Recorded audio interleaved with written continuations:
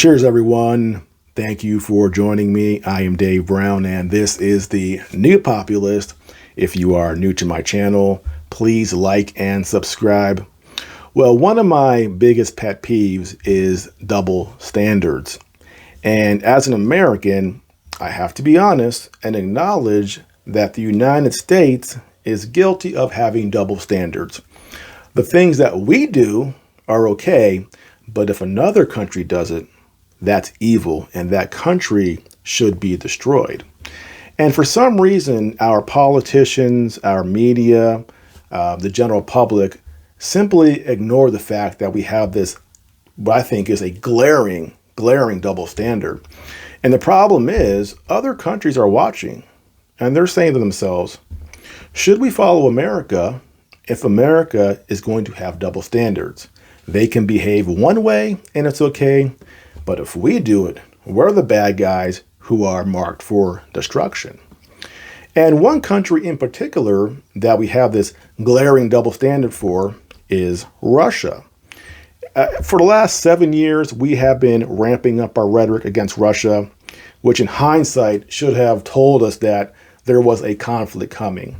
I mean, if you lived in the United States, the rhetoric was out of control every day. Every major media channel was attacking Russia, making Russia out to be the worst country on the face of the earth. And so, again, no shock that here in 2023, we are in this proxy war with Russia using Ukraine. Now, I want to go through a list of things that we have done to Russia or accuse Russia of doing that we ourselves have done. And one of those things is that we call Putin a killer. Biden said, Putin is a killer. What exactly does that mean?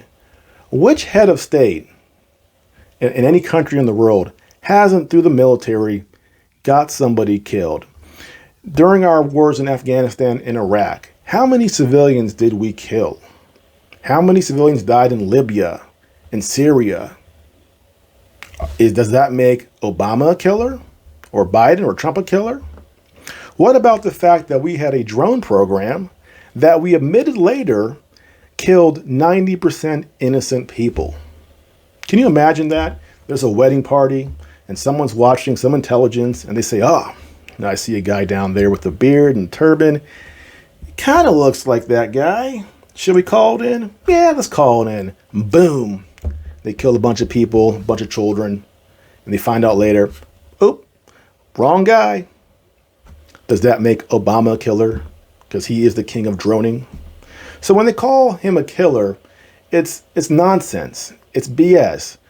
He, as a head of state, is just as guilty as our own head of state of operating a military and having strikes that keep people killed. Every head of state in the world is at that same level of guilt. Yet for some reason, it's Putin. He is the killer. And they also say that Putin is so bad because he is KGB. And the KGB teaches you how to lie and manipulate. Isn't that exactly what our Central Intelligence Agency does? They lie and they manipulate. And if I recall correctly, we too had a president that was the former director of the CIA, and that was George Herbert Walker Bush. So it's bad that Putin was KGB, but it's not bad that George Bush was a former CIA director. Double standard? I think so.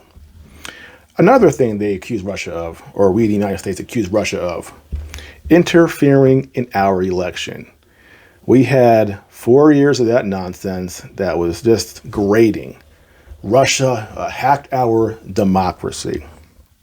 I want to play a short clip by a moron named Keith Olbermann talking about the fact that Russia had hacked our democracy. And then he says, if we had done it to them, they would have been pissed and they would have been right to have been pissed too.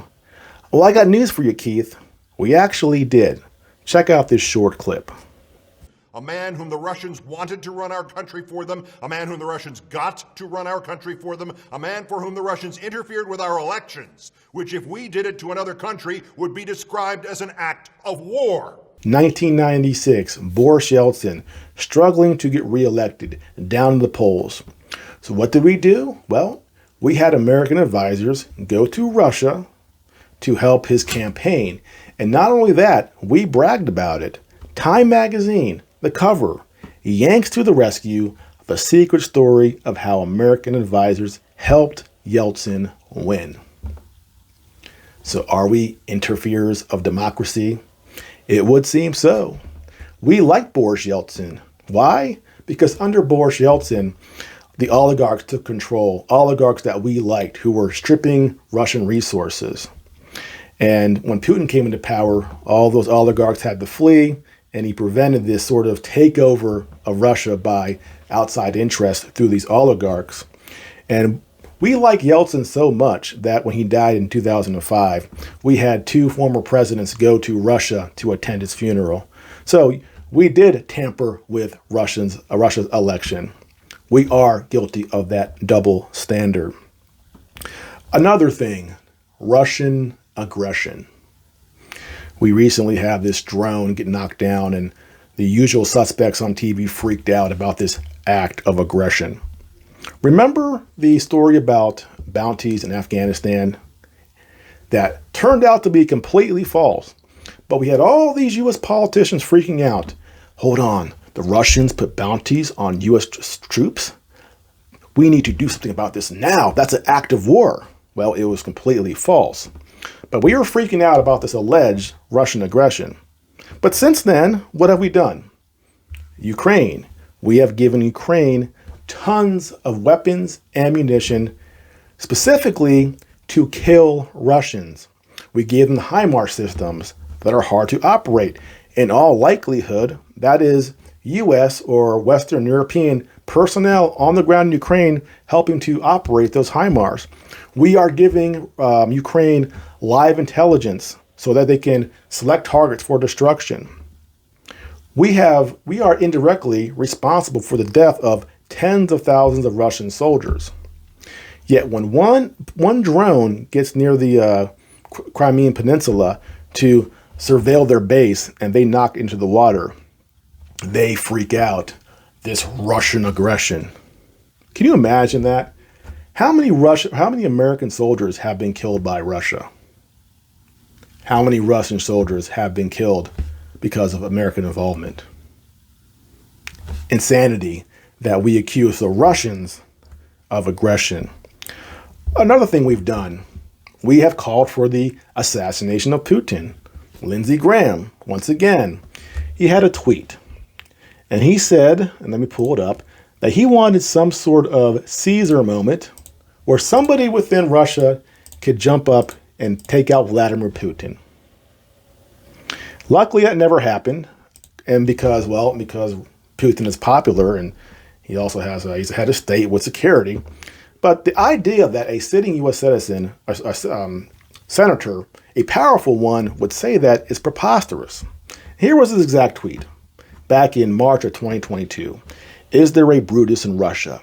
Is there a more successful Colonel Stauffenberg in the Russian military? The only way this ends is for somebody in Russia to take this guy out. You will be doing your country and the world a great service. Is this not ridiculous?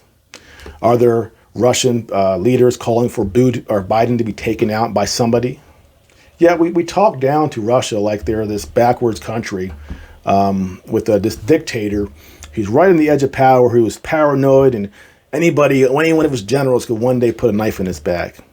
In reality, he has a very high approval rating. He has been the Russian leader now for over 20 years. No one's taking him out. And if we have U.S. politicians being this childish about him, it's ridiculous.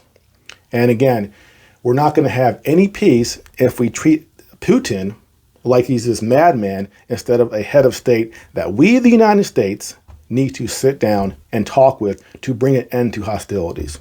And unfortunately, we seem to not want to do that.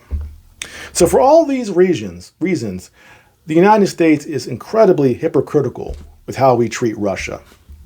And I always bring this up because it's so insulting to Russia. It's John McCain saying Russia is nothing more than a country or a gas station masquerading as a country. How insulting is that? The Russians, the Soviets, they lost 8 million soldiers defending their country against the Nazis. 8 million. We in the United States lost 300,000. And we're going to say that they're just a gas station masquerading as a country. This sort of double standard and treatment of other powers in the world will only keep on causing this instability that we're suffering right now. Until we reconcile this, have mature leaders in the United States who are willing to sit down with other leaders and have one standard for everyone, we're not going to have peace. And unfortunately, with the neoconservatives in charge of our government, that's not going to change anytime soon. Well, that's it for now. Again, if you are new to this channel, please like and subscribe, and I'll see you next time.